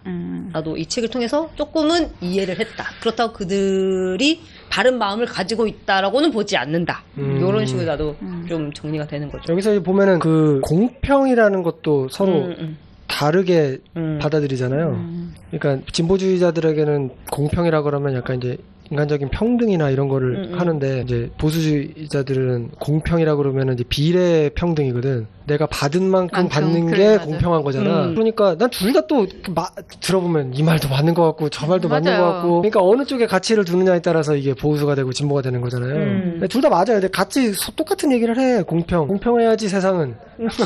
그렇지. 그러잖아요. 그렇지. 네. 근데 그 공평의 기준을 어떻게 들이대느냐. 그러니까. 정의가 달라. 그렇죠. 다르게 생각해. 맞아. 일 열심히 해가지고 더 많이 벌고 다 가져가는 게 공평한 거지, 세금 더 내는 게 공평하냐. 아니면 기회가 공평하게 주어져야지 공평이지, 그게 어떻게 공평이냐, 이렇게 얘기하잖아. 기회가 불균형하게 주어지고 누가 기득권이 다 가져가는데 그게 과연 공평하다고 할 수 있어? 저는 이 부분 읽을 때 뭐를 여러분한테 물어보고 싶었냐면, 공평을 얘기하잖아요. 근데 여기서 내가 적용할 수 있던 예시는 코로나 때 전부 다 10만 원씩 주자, 전 국민 10만 원씩 피해 보상금 같은 용도로 다들 주자, 경제가 너무 망하니까 다 10만 원씩 줘서 다 쓰게 하고 경제를 활성화시키자, 전 국민 예외 없이 수입이 많든 작든. 근데 이게 공평하지 않다 라고 뒤집어졌잖아요. 근데 나 여기서 이들이 말하는 공평은 어떤 공평을 말하는 거냐. 부자는 갖지 말자는. 그러니까 이게 소득이 많은 사람이 똑같은 금액을 가지는 게 공평성에 어긋난다는 건지, 아니면 그러니까 저소득층이 더 많은 돈을 받아야 한다는 이 생각이 불공평한 건지, 난 여기서 뭐가 공평한 거예요? 뭐가 어떻게 바라봐야 되는 거야? 이 공평을 이 사건에서. 난 이게 궁금해. 막 얘기한 거랑 똑같잖아요. 공평의 정의가 다르기 때문에. 그러니까. 그래서 어떻게 봐야 되냐는 거지. 뭐 자기 기준으로 봐야죠. 자기의 입장에 따라 다르겠지. 합의점이 뭐냐 이거죠. 그래서 합의점은 없어요. 그래서 어떻게 어그러지는 거? 아니, 그러니까 갈등만 있는 거? 그러니까 이 책의 그 결말이랑 제가 느낀 거랑 좀 비슷한데, 그냥 그 사람들이 그렇게 생각하는 거를 네가 이해해라밖에. 나도 10만 원 줘라. 나는 20만 원 줘라. 이게 어려운 것 같은 거지. 어쨌든 줘야만 한다면 다 주는 게 맞는 건지, 똑같이, 아니면 소득의 격차에 따라서 다르게 차등적으로 지불하는 게 맞는 건지, 이게 어느 게 둘 다 맞게 들려. 그러니까 이게 공평이 여기도 공평이고 여기도 공평. 그래요. 아까 그 비례 공평과 평등을 얘기한다. 그러니까. 그 차이인데. 그러니까 합의점은 정확한 액수나 뭔가 비율 이런 걸 해가지고 정치적으로 풀겠죠. 누가 더 집권을 하느냐에 따라 그거는 이제 그들의 문제, 그때 그 절차의 문제가 되겠고, 그러니까 상대방이 그렇게 생각하고 있다라는 거를 이해해봐라, 그거밖에 없다가 이 책을 제가 읽으면서 찾은 중에 좀 답 같은 거예요. 그래서 아까 제가 6가지 기반 얘기하는데, 그걸 배려 기반, 자유, 공평성, 충성, 권위, 고귀함, 이렇게 나와 있는데, 이제 여기에서 이제 진보는 이제 배려와 자유 이런 쪽에 많이 되고, 나머지는, 보수는 나머지 6개를 쓴다. 그렇게 정리가 이제 거의 다 되겠네요. 12장에 보면은 진보주의의 서사하고 보수주의의 장대한 서사, 이 부분 읽으면 되게 재밌어. 아, 그렇지. 이런 게, 이러면서 뭔가 영웅적인, 진보는 약간 영웅적인 서사가 많아. 뭔가 때려부시고 뭔가 들어가는 듯한, 그리고 보수주의는 뭔가 방어하는 듯한. 그러니까 우리가 좋아하는 건 사실 좀 진보적인 스토리를 좋아하긴 하는데, 현실적으로 들어가면 보수주의도 맞는 거 같고, 그쪽에 좀 공감도 되고, 그죠? 그러니까 이게 정치가 맞아. 어려워. 사실은 이렇게 되면 배려가 있는 소수를 좀 챙기는 사람이 되고 싶다라고 생각을 하지만, 현실은 눈 딱 감고 스스로 무시하는 쪽으로 가는 것 같은 나조차 그런 것 같은 느낌이죠. 이 두 개가 잘 어우렀으면 하는 바람이 있으면서도 나는 약간 배제해줘 이런 느낌. 여기 보면 이제 도덕적 자본이라는 얘기가 나오는데 맞아. 고수의 가치가 그걸로 저절로 이루어지는. 네, 도덕적 자본이란 여기 나와요. 도덕적 자본이란 어떤 공동체가 가진 가치, 미덕, 규범, 관습, 정체성, 제도, 첨단 기술 그리고 이와 맞물린 진화한 심리기제의 정도를 말한다. 뭐 이렇게 나와요. 그러면서 이제 좌파가 가진 가장 근본적인 맹점이 조직이나 사회 변화를 꾀하면서 그 변화가 도덕적 자본에 미칠 영향을 고려하지 않으면 공연히 문제만 일으키게 되고 만다. 내가 보기에는 이것이야말로 좌파가 가진 가장 근본적인 맹점이 아닐까. 그러니까 조금 변화를 원하는데 나머지를 건드려도 된다고 생각하는 거예요. 이 부분 이게 아주 자기네가 바꿔야 된다는 부분을 건드려서 바꾸고 싶은데 이 나머지 도덕적 자본을까지 건드려 버리니 그러니까 매번 실패한다는 거지. 이 사람 여기 말로는 이게 성공하기 쉽지 않다. 그래서 여기 보면 마지막에 하나의 두 개의 양 이래가지고 뭐 나오잖아요. 진보주의자에게 배울 점.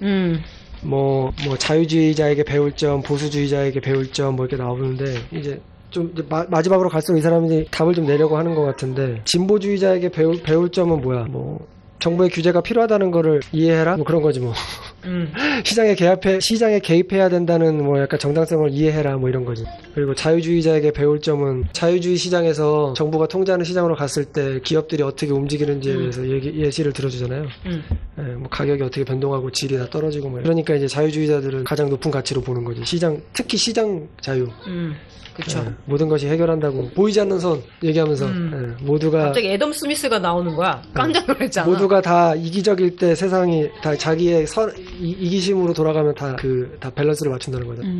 서로 이렇게 하는 거죠. 그래서 마지막까지 전 참 잘 읽었던 것 같아요. 재밌었어. 그래서 이거를 제가 포스트를 좀 많이 붙인 거는 내가 이걸 한번 다시 쭉 읽어봤거든요. 이 한 권을 다 읽는 셈 치고 읽어봤는데 대단하다. 30분이 안 걸리더라고 이제는. 네? 그러니까 요 것만 이제 포인트만 내가 이 도덕이라는 것에 대해서 한번 그러니까 이 책을 한번 참고해야 되겠다고 싶을 때 이 빨간색은 각 장의 요약 부분만 넣은 거고 나머지는 그냥 색깔은 없어져가지고 내가 붙인 거예요. 여기 보면 이제 12장 마지막에 요약에 진보주의자의 성향을 갖는 것은 그런 뇌를 가졌기 때문이다. 나 이런 결론이 별로 마음에 안 들어.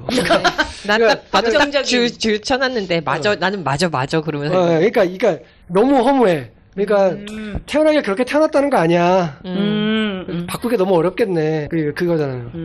정답이 없는 걸 좋아하시는군요. 정답이 그러니까 뭐 방법이 없는 것 같은 거야. 뾰족한 방법이 없는 것 같은 사이다 느낌이야. 결말 느낌이 아닌 거지. 그러니까 뭔가 내 의지대로 뭔가를 바꿔보고 싶은데 그런데... 방법을 좀 알면 따라해보고 싶은데 뭔가 뇌가 다 그렇게 됐다니 이건 뭐 받아들이세요. 너무 어려운 영역이잖아요. 그러니까 지금 우리가 어떻게 보면 그러니까 끝이라는 끝. 우리 이상은 없는 거야. 우리 이상은 없어요. 그러니까 이렇게 생각하면 또 이제 불교가 또 이해가 돼.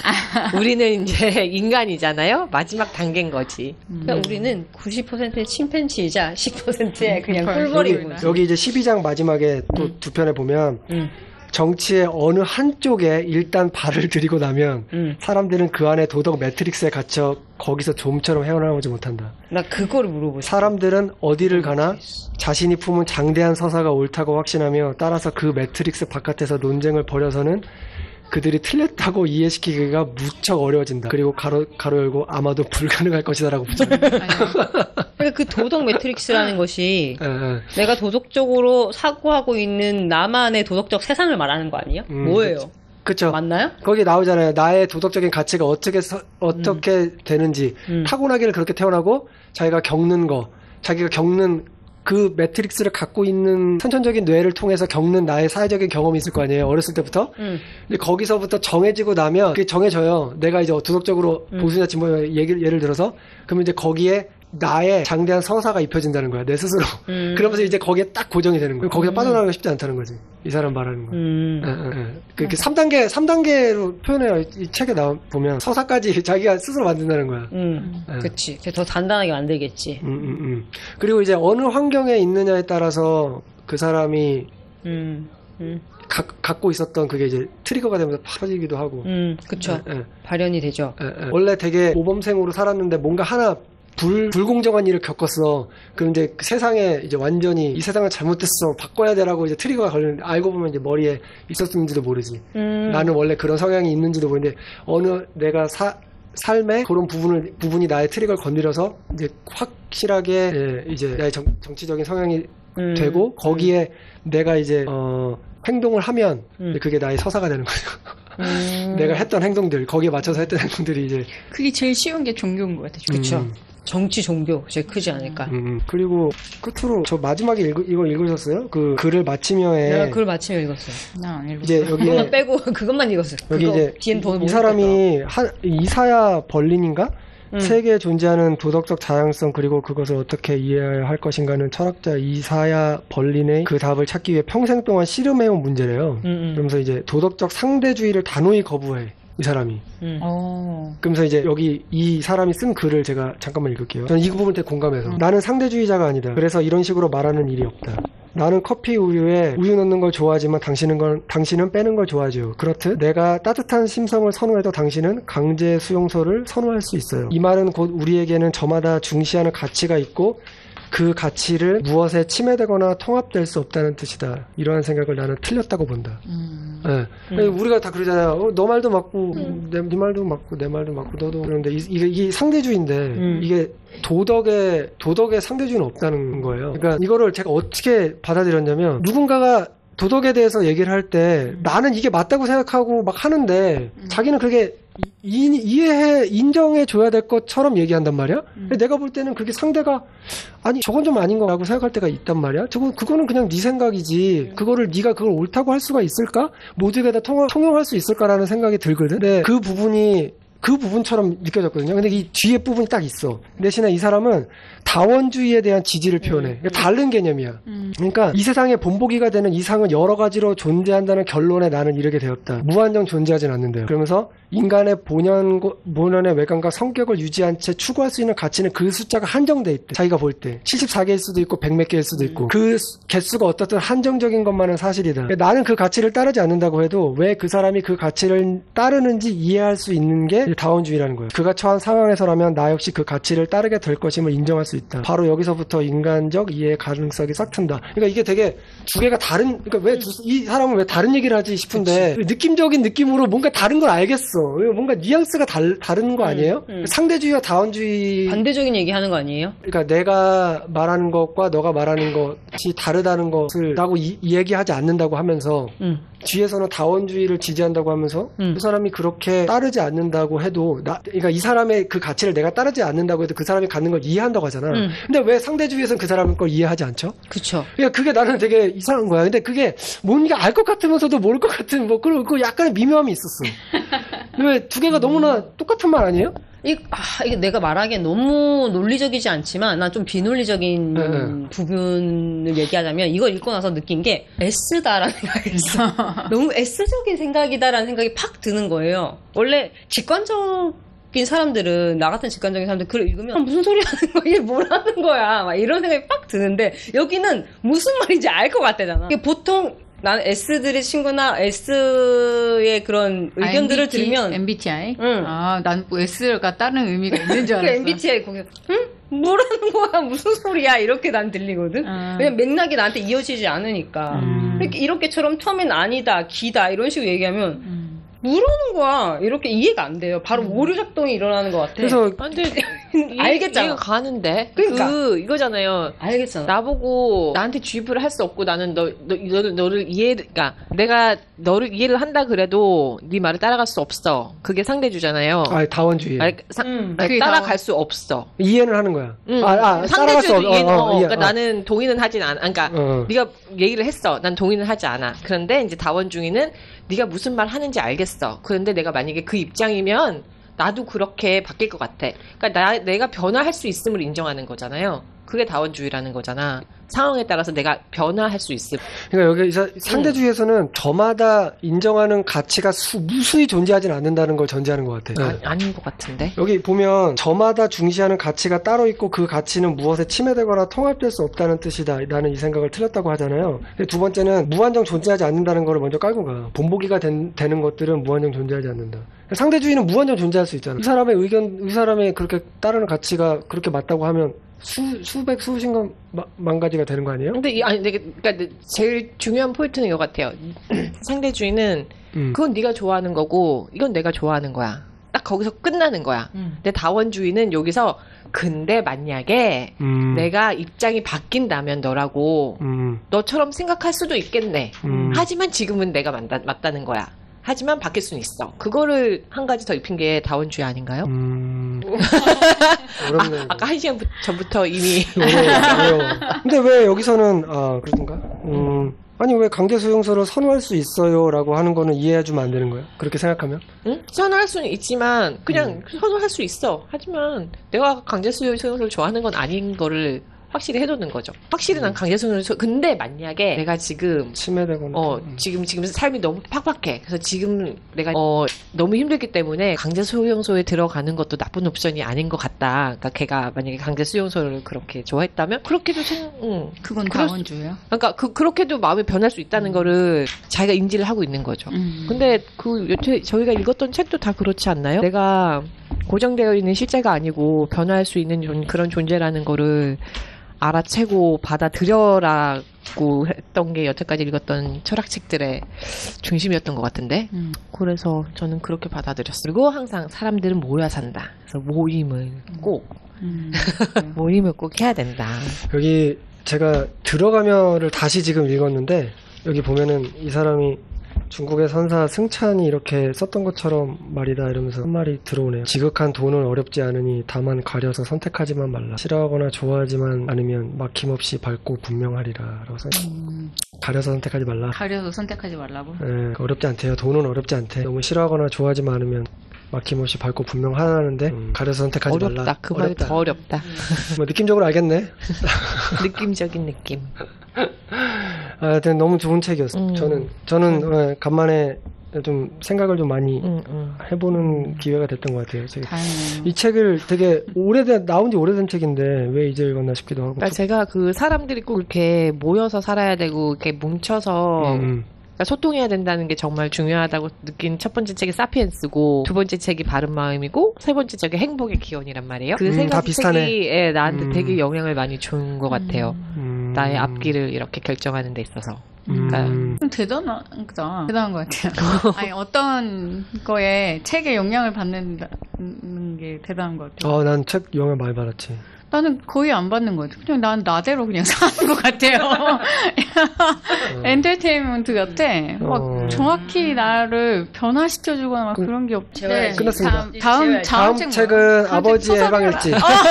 정말 쉬워요. 다음 책 뭐야? 아버지의 해방일지. 아버지의 해방일지. 이틀이면 읽어, 이틀. 하루만 읽어. 그래요? 진짜 하루만 읽어. 너무 재밌어요. 네, 재밌어요. 진짜 소설책이고 금방 읽고. 아니 내 책이 어디 갔는지 모르겠네. 없어졌어. 나 샀는데. 근데 누구 빌려준 거 아니에요? 누군가 빌려준 거 아니에요? 아니 빌려준 사람이 안 나와. 안 빌려. 다들 안 빌려갔다 그래가지고. 없죠. 하여튼 알겠습니다. 오늘 여러분. 긴 얘기. 네. 오늘 거의 2시간을 넘게 얘기했네. 늘 그랬나? 알겠습니다. 오늘 잘 얘기했고요. 네, 여러분 다음에 만납시다. 네, 안녕히 계세요. 잘 자요.